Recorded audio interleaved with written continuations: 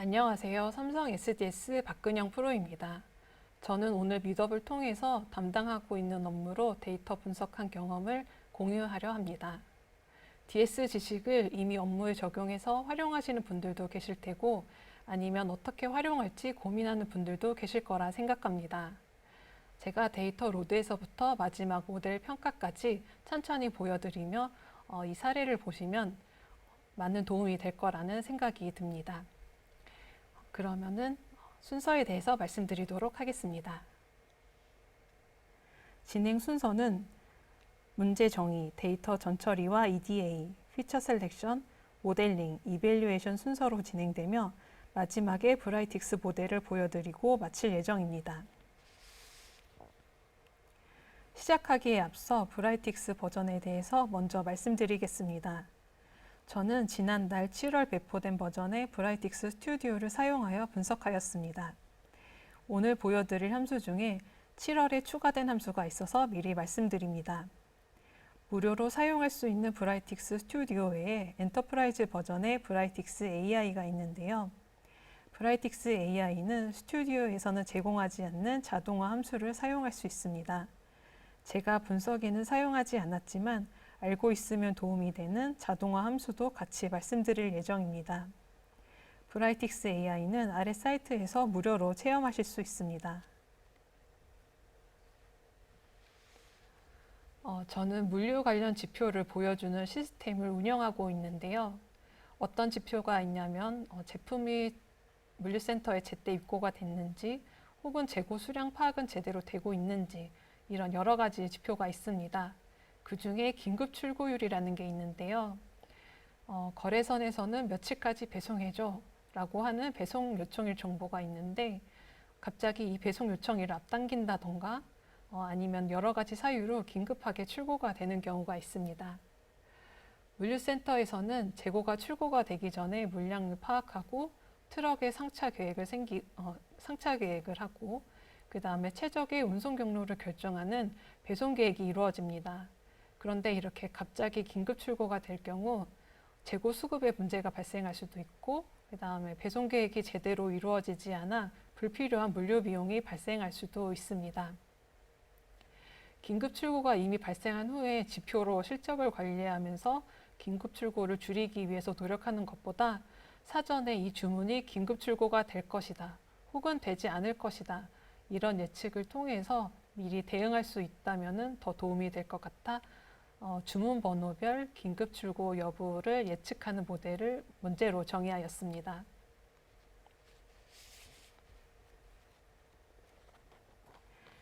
지금부터 보여드릴 데이터셋은 미덥 용도로 가공된 데이터임을 미리 말씀드립니다.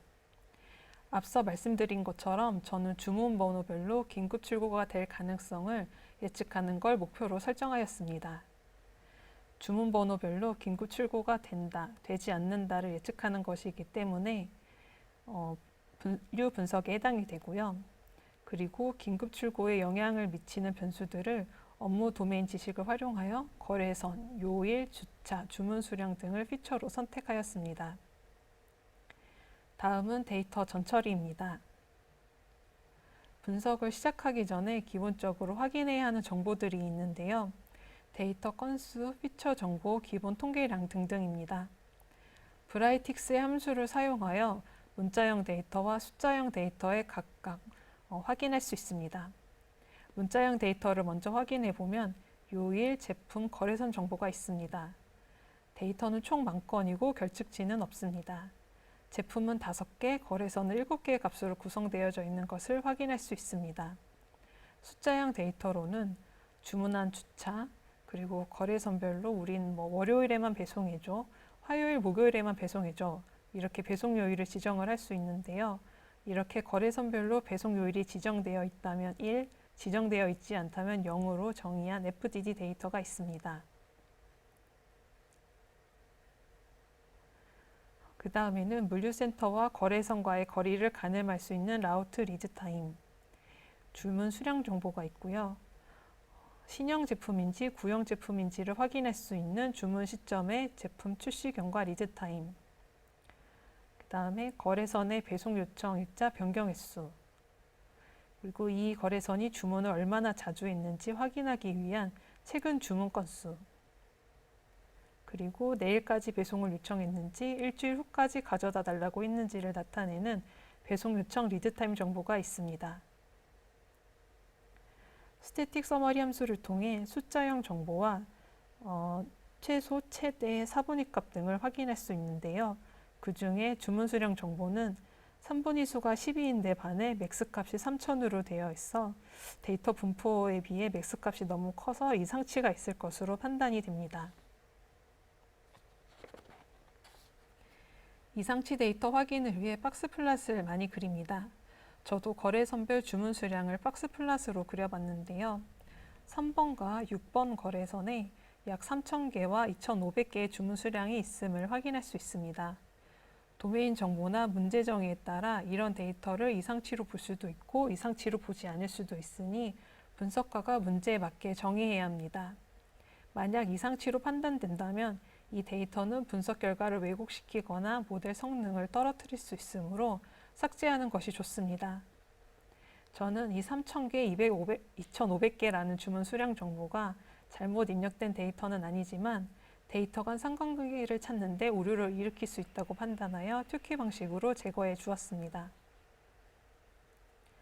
보시는 그래프는 튜키 방식으로 이상치를 제거한 후 주문 수량 분포를 확인한 것입니다. 주문 수량 1개에 데이터가 많이 몰려 있음을 알 수 있고 중간값은 5개에서 10개, 최대 주문 수량은 20개에서 30개 사이임을 확인할 수 있습니다. 제가 데이터 분석을 할 때 사용한 방법은 아니지만 튜키 외에도 이상치 탐지를 할 수 있는 방식이 여러 가지가 있어 그중 하나를 말씀드리려고 합니다. LOF는 데이터 밀도 기반의 이상치 탐지를 하는 방식으로 이상치 데이터는 정상 데이터가 갖는 주변 밀도에 비해 극히 그 밀도가 낮다는 성질을 이용하여 확인을 하는 방식입니다. 좌측 스캐터 플롯은 가로축과 세로축 정보에 대해 각각 이상치를 확인을 하였는데 튜키 방식으로 보면 이렇게 이상치가 발견되지 않습니다. 그러나 LOF 방식으로 확인을 하면 주변 데이터보다 상대적으로 밀도가 낮은 이런 데이터들을 이상치로 알려줍니다. 이상치 탐지 방식은 여러 가지이므로 분석하려는 문제의 데이터 구조에 맞는 방식을 사용하시면 되겠습니다. 다음은 EDA입니다. EDA를 우리말로 바꾸면 탐색적 자료 분석입니다.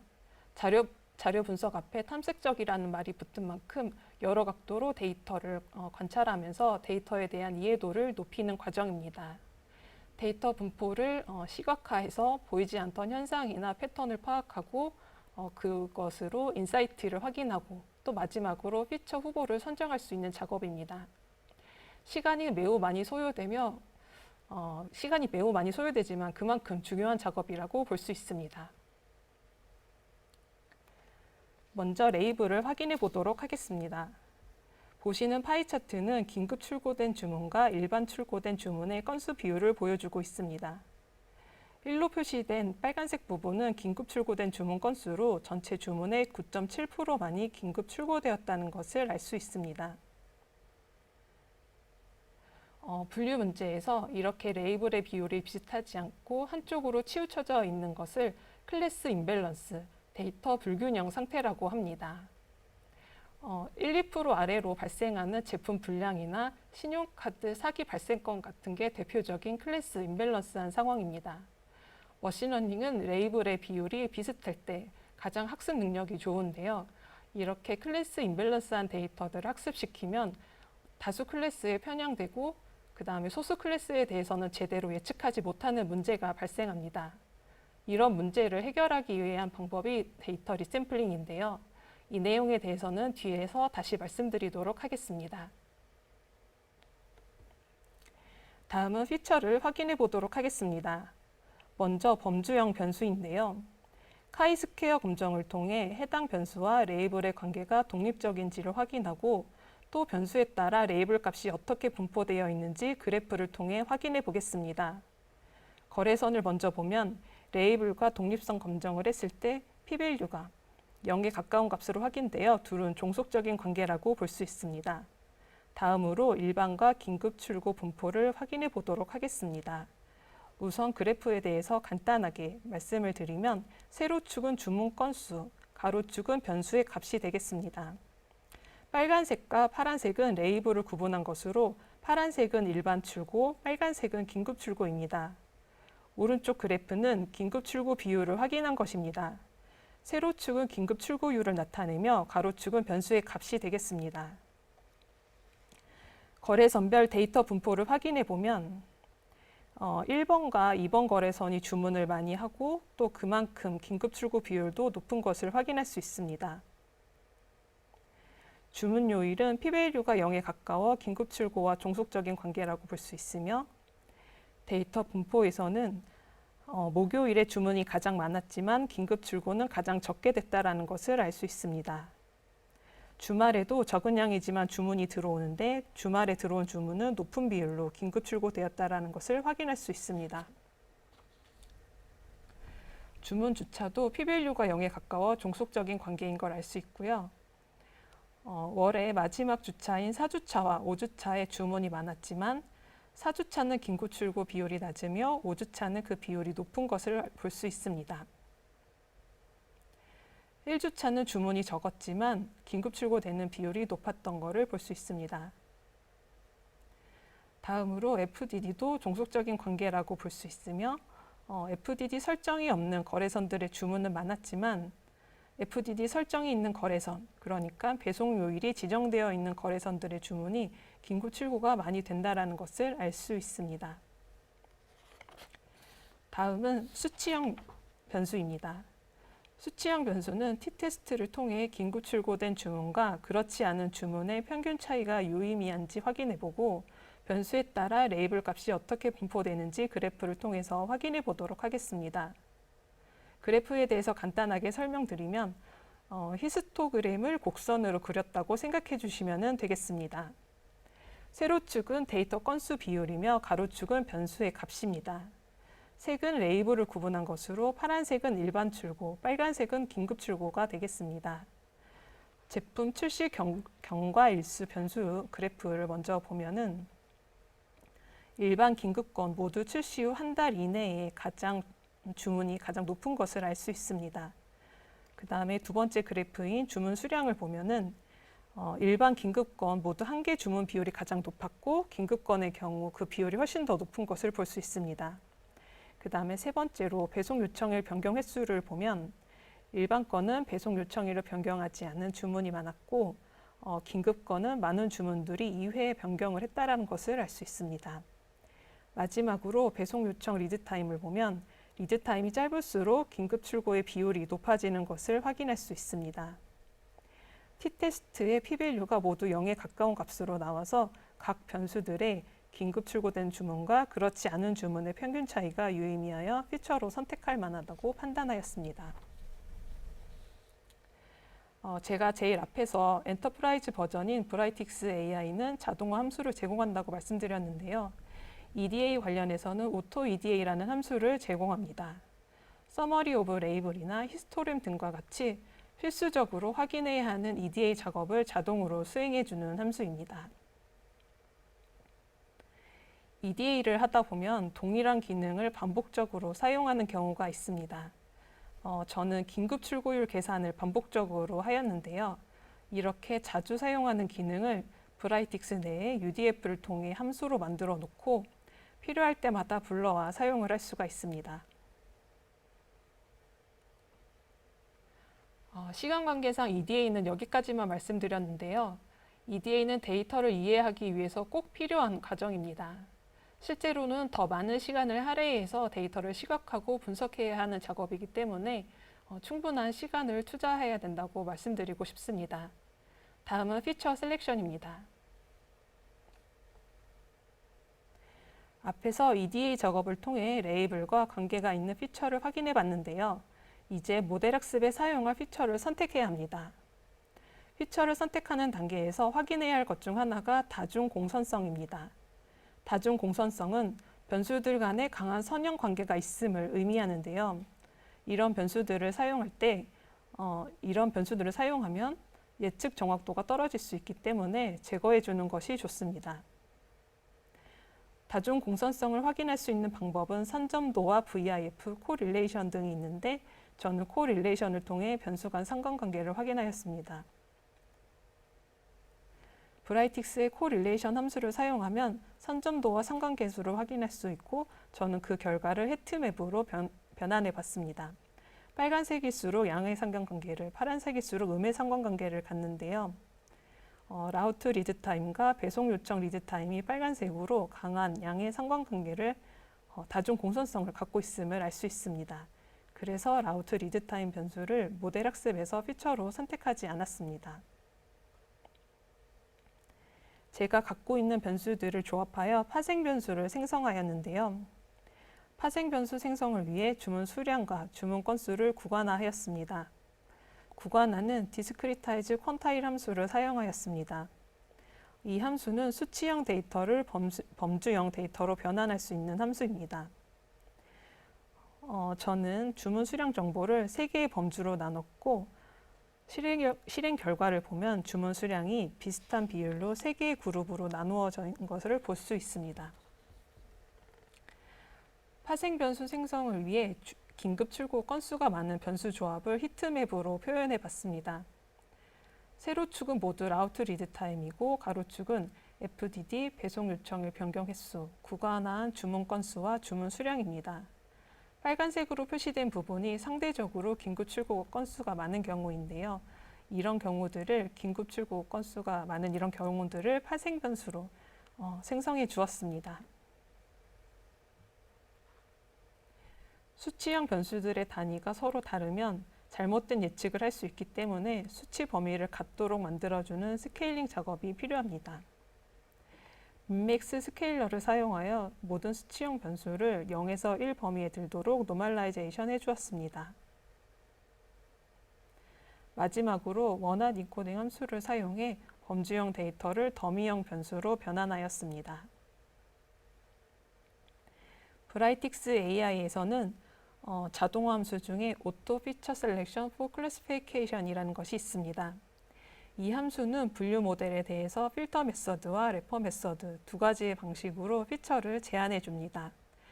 이게 함수를 실행하면 나오는 결과인데요. 필터 메서드는 피처별로 모델에 얼마만큼의 영향력을 가지는지 랭킹 혹은 스코어를 확인해서 피처를 선택하는 방식입니다. 입력 조건으로 카이스퀘어를 선택을 했기 때문에 그 기준으로 랭크를 보여주고 있습니다. 래퍼 메서드는 가장 좋은 성능을 보이는 조합을 선택하는 방법입니다.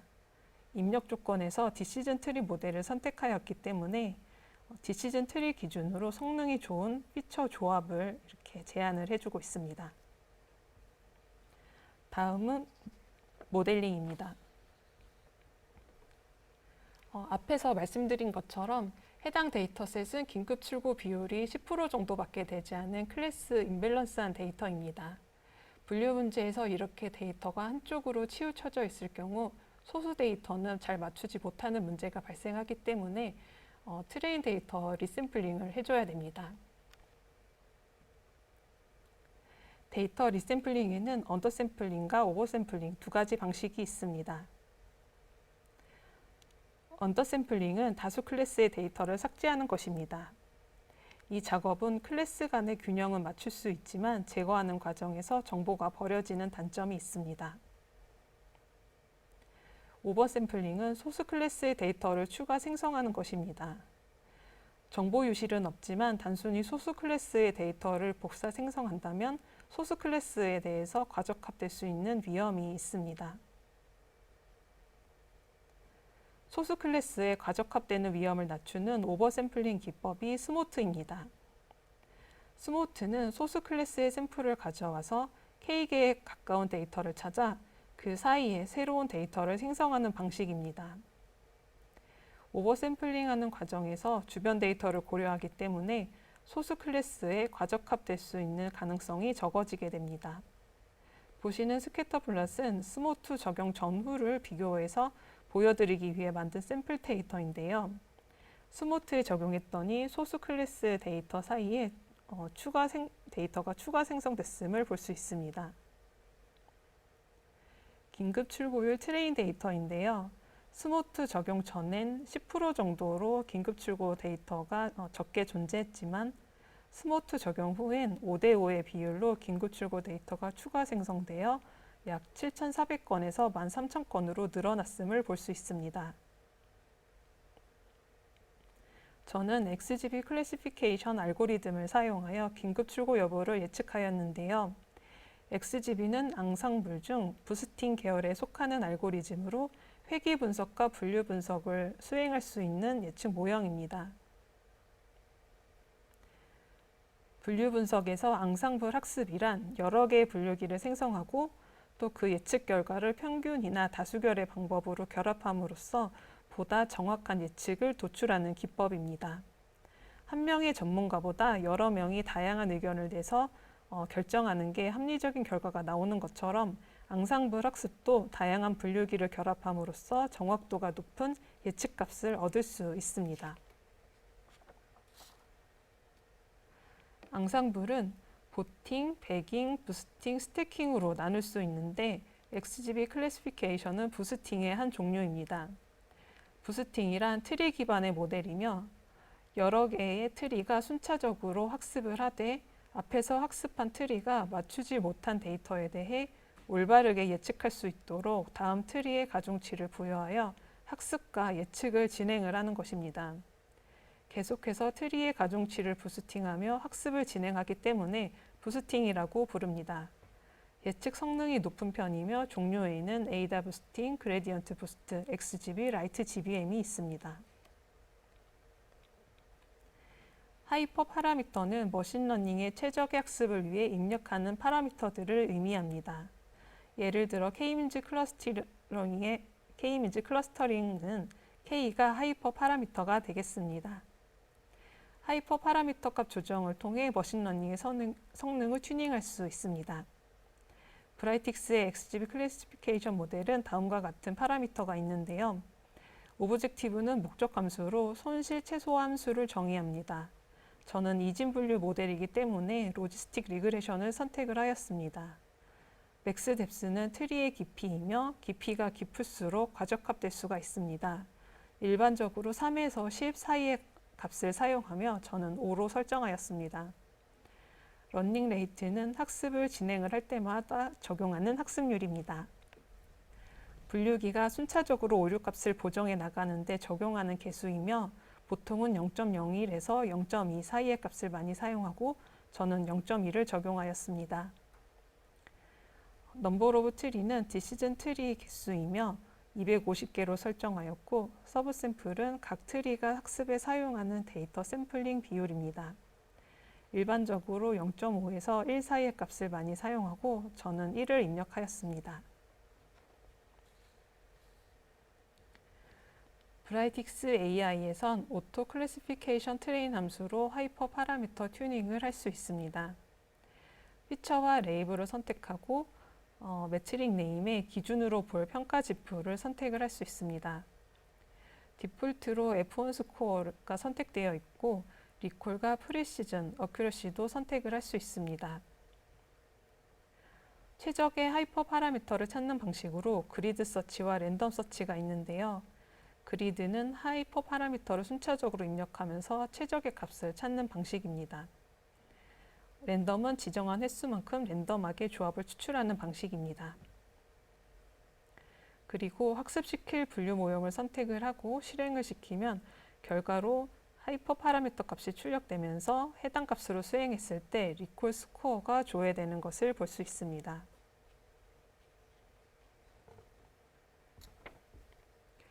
뒤에서 모델 평가에 대한 설명을 드릴 텐데요. 우선 하이퍼 파라미터 튜닝을 하고 난 후에 성능이 얼마만큼 좋아졌는지 잠깐 비교해 보도록 하겠습니다. 튜닝 전에 디폴트 값으로 모델을 학습시켰을 때와 튜닝한 후에 F1 스코어와 프리시즌, 리콜 점수를 보면 전반적으로 7% 정도 향상된 것을 볼 수 있습니다. 다양한 입력값을 넣어 최적의 하이퍼 파라미터를 찾는 것은 중요한 작업이라고 볼 수 있습니다. 이렇게 전처리한 데이터와 피처, 파라미터를 입력한 다음에 XGB 클래시피케이션을 학습시켰는데요. 트리 기반의 모델은 피처 임포턴스라는 변수 중요도 정보를 제공해 줍니다. 피처 임포턴스는 분류 모델을 학습하는데 많이 사용된 변수를 중요도로 보여주는 값입니다. 긴급 출고 모델의 경우에는 제품 출시 경과일수, 주문 건수, 배송 요청 리드타임 순서가 되겠습니다. 중요도 측정 기준은 여러 가지가 있는데요. 이 변수가 데이터를 분리하는데 몇 번 쓰였는지, 혹은 이 변수를 사용해서 데이터를 분리했을 때 그 데이터 개수가 몇 개인지 등등을 사용해서 다양한 방식으로 측정을 할 수 있습니다. 어떤 기준으로 측정했는지에 따라 변수 중요도가 다르게 나오므로 이 변수 중요도를 가지고 이 변수가 이 모델에 많은 영향을 미쳤다, 안 미쳤다라고 판단하기는 조금 어렵고 참고해서 봐주시면 좋을 것 같습니다. XGB 클래시피케이션으로 학습시킨 모델로 테스트 데이터의 긴급 출고 여부를 예측하였습니다.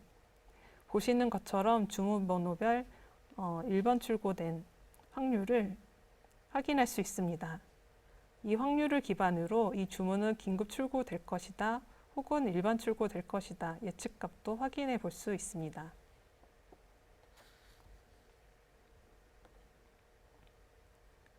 긴급 출고된 주문은 10% 정도밖에 되지 않아 그냥 모든 주문이 일반 출고된다라고 말해도 정확도가 90%가 될 수 있는 데이터입니다. 이럴 땐 어큐러시보다 리콜과 프리시즌을 더 중요하게 봐야 됩니다.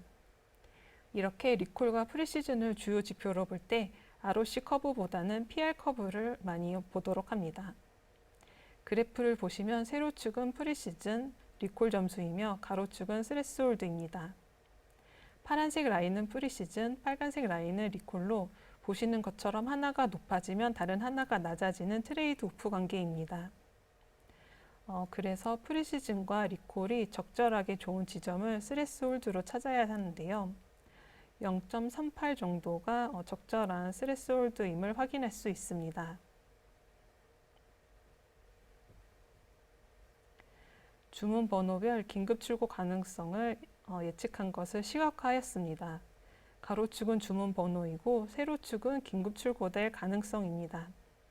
빨간 라인은 앞에서 지정한 스레스홀드로 이것보다 위에 있는 주문은 긴급 출고될 것이다 라고 예측을 하였습니다. 마지막으로 모델 평가입니다. Evaluate Classification 함수를 통해 모델을 평가할 수 있습니다. 정확도는 0.96 정도가 나왔고 긴급 출고된 주문 242개 중에 198개를 맞춰 리콜은 0.81, 긴급 출고되었다고 예측한 주문 244개 중에 실제로 긴급 출고된 주문은 196개로 프리시즌도 0.81이 나왔습니다. 두 개의 조합 평균인 F1 스코어가 0.81로 10%밖에 존재하지 않는 긴급 출고를 예측하는데 괜찮은 성능이라고 할 수 있습니다. 지금까지 데이터 전처리에서부터 모델 평가까지 어떻게 진행을 했는지 순서대로 말씀드렸는데요. 이 내용을 브라이틱스 모델로 어떻게 구현했는지 보여드리도록 하겠습니다.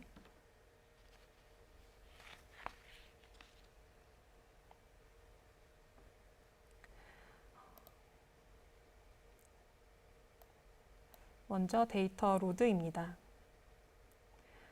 가장 제일 앞에 레이블 값인 얼전트가 있고요. 그 다음에는 주문 번호, 그 다음에 앞서 말씀드렸던 피처들 정보, 요일이라던가 주차, 그 다음 FDD 값들이 있습니다. 스트링 서머리 함수를 통해서 숫자형 변수들의 데이터들을 볼 수 있습니다. 전체 건수가 만 건이며 값이 몇 개로 구성되어 있는지를 확인을 할 수가 있습니다. 스태틱 서머리 함수를 통해 숫자형 변수들도 확인을 할 수가 있습니다. 민맥스 값도 확인을 할 수가 있고 널 값이 있는지 없는지 사분의 수도 확인을 할 수 있습니다.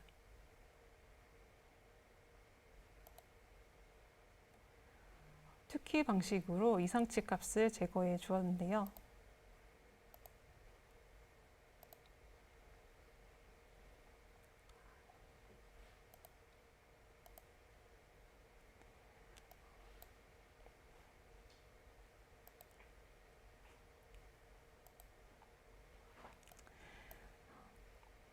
이상치 값을 제거해 주고 난 후에 숫자형 변수와 문자형 변수들의 독립성 검정을 확인을 해 봤습니다.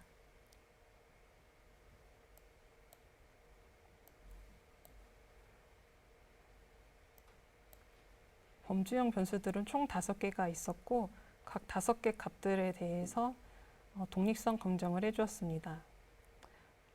각 변수들에 대해서 p-value를 이렇게 확인을 할 수가 있고요.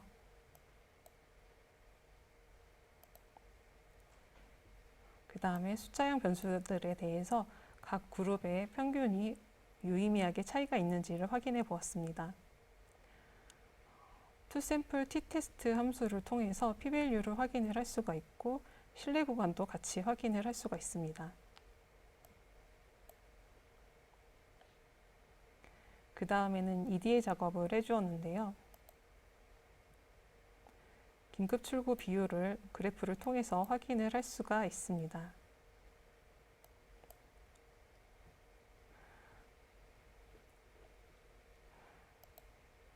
저는 이제 긴급 출구 비율을 여러 번 계산을 했는데요.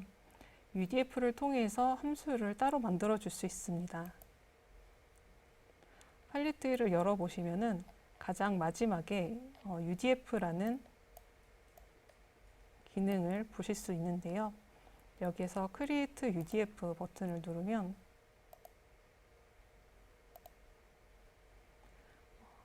파이썬 스크립트를 입력을 해서 함수를 만들 수 있는 창이 나옵니다. 어떤 카테고리에 입력을 할지 지정을 해주고 또 어떤 언어로 정의를 할지 여기서 지정을 해줄 수 있습니다. 인풋으로는 어떤 타입을 받을지 아웃풋은 어떤 타입이 될지 지정을 해줄 수 있습니다.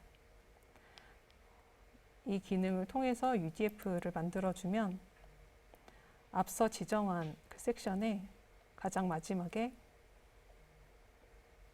이렇게 함수가 생성되는 것을 볼 수 있습니다.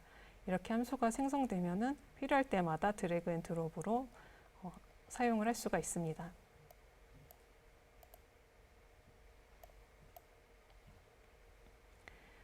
다음에는 이렇게 만든 함수를 사용을 해서 각 피처별로 그래프를 확인해 봤습니다.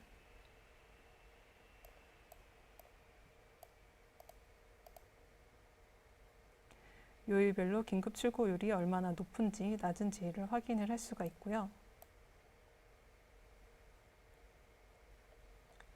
이렇게 EDA 작업이 어느 정도 끝난 후에 파생 변수 생성을 위해서 구간화 작업을 해주었습니다. 주문 수량 정보를 구간화했고 3개의 범위로 나누어 보았습니다.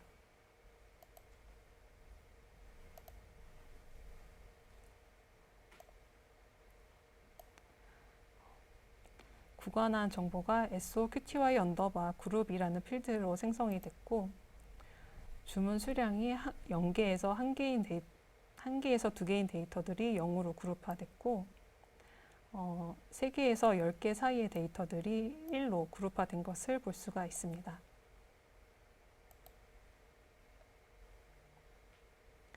이렇게 구간화 작업을 해준 다음에 파생 변수 생성을 위한 EDA 작업을 한 번 더 해주었습니다. 어떤 조건에 어떤 피처의 조합으로 긴급 출고 건수가 많은지를 히트맵을 통해서 확인을 해 주었고요. 이런 조건을 찾아서 SQL로 따로 파생 변수를 생성을 했습니다.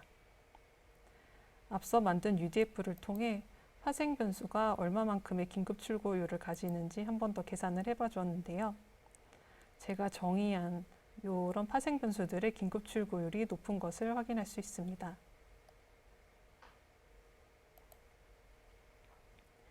다음으로는 원한 이코더입니다. 범주형 변수 5개를 지정을 해서 더미 변수를 생성해 주었습니다. 그 다음으로는 노멀라이제이션 작업입니다. 수치형 변수 6개에 대해서 정규화 작업을 해주었습니다.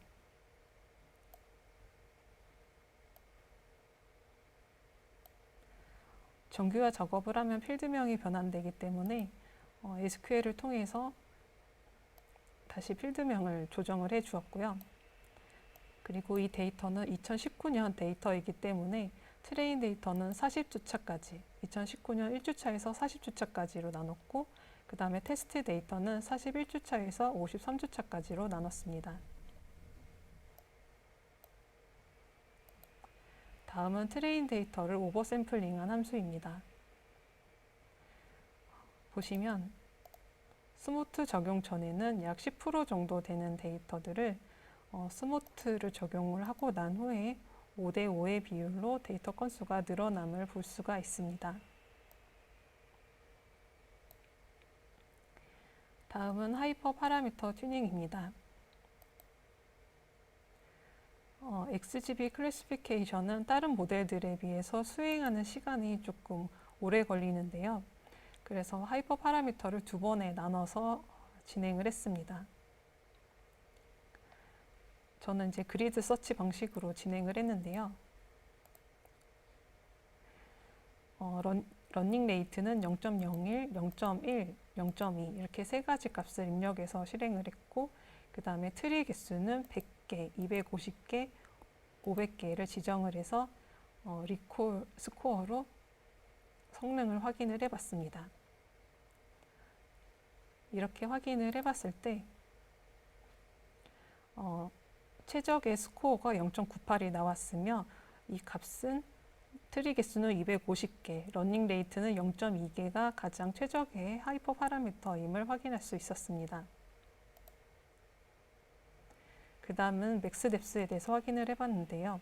앞서서 확인한 하이퍼 파라미터를 입력을 한 후에 앞서서 확인한 러닝 레이트와 트리 개수를 여기에 입력을 하고 맥스 뎁스에 대해서 확인을 해봤습니다. 이렇게 확인해 볼 경우 스코어는 0.978일 때 맥스 뎁스가 5로 가장 좋은 최적의 하이퍼 파라미터임을 확인할 수 있었습니다. 이 조건을 입력을 해서 XGB 클래시피케이션을 수행을 시켜줬고요. 학습을 시켜줬고요. 결과값으로 피처 임포턴스를 확인을 할 수 있습니다. 그 외에 이 모델이 어떤 하이퍼 파라미터로 수행됐는지 여러 개의 그 파라미터 값을 확인을 할 수가 있습니다. 학습시킨 모델과 테스트 데이터를 사용을 해서 긴급 출고를 예측을 해봤습니다.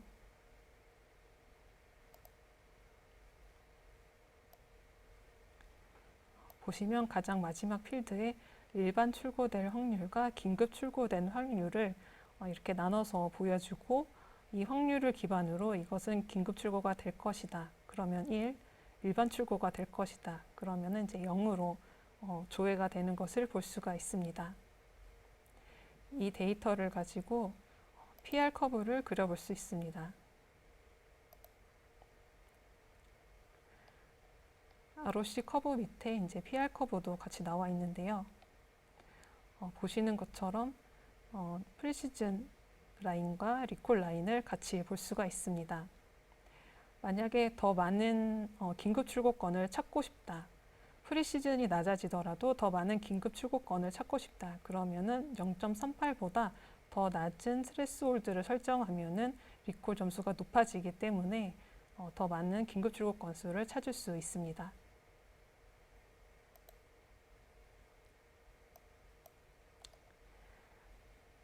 다음으로는 분석 결과를 시각화한 정보입니다.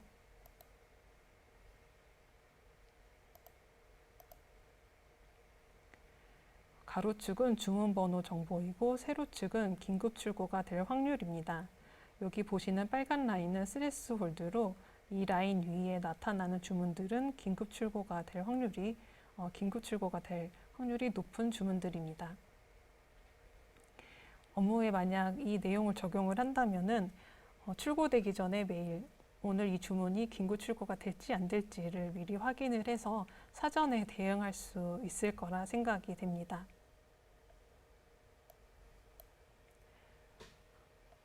네, 여기까지 브라이틱스 시연을 마쳤고요. 사전 질문이 들어온 게 있어서 거기에 대한 답을 드리도록 하겠습니다. 사전 질문으로는 XGB 클래시피케이션을 사용해서 분석을 한 이유가 있나요? 라는 질문인데요. 제가 보여드리기는 XGB 모델만 보여드렸지만은 사실은 로지스틱 리그레션이나 SVM, 랜덤 포레스트 모델도 사용해서 분석을 진행을 했습니다. 그런데 그 중에서 이제 예측 성능이 가장 좋은 XGB 모델만 보여드렸고요. 근데 일반적으로 이진 분류를 할 때는 로지스틱 리그레션을 많이 사용합니다. 하이퍼 파라미터도 개수가 적어서 사용하기가 꽤 쉬운 모델입니다. 저는 데이터 분석을 할 때 한 모델만 사용하기보다는 여러 가지 모델을 사용을 해서 이 데이터에 맞는 알고리즘을 찾는 게 중요한 거라고 생각을 합니다. 그 다음 질문으로는 실무에 적용을 했을 때 고려해야 할 점이나 어려웠던 점이 있었나요? 라는 질문인데요. 제가 주로 담당하는 업무가 데이터 분석이나 예측을 하는 업무가 아니다 보니까 내가 하고 있는 업무의 어떤 부분에 DS를 적용해야 되는지 좀 막막하고 어려웠던 점 중에 하나입니다. 데이터 분석을 적용을 했을 때, 그러니까 예측을 했을 때 공수를 줄일 수 있다던가 아니면은 비용을 절감할 수 있는 그런 문제들 위주로 고민을 해서 정하시면은 조금 그 주제를 정하는데 수월할 거라고 생각이 듭니다. 여기까지 질문을 받았고요.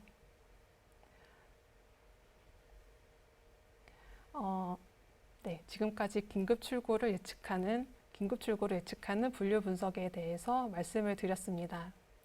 들으시는 분들께 많은 도움이 됐으면 좋겠는데요. 데이터 분석을 하면서 예측 성능이 좋은 모델을 만들려면 어떤 게 중요할까 고민을 많이 해봤는데요. 여러 가지 중요한 게 많겠지만 제가 생각을 했을 때는 데이터에 대한 높은 이해도를 바탕으로 설명력이 높은 변수들을 찾아내는 게 가장 중요한 거라는 생각이 들었습니다. 지금 이 내용을 들으시는 분들께서 담당하는 업무에 데이터 이해도가 가장 높은 분들이기 때문에 그 업무에서는 가장 좋은 분석가가 될 수 있다고 생각을 합니다.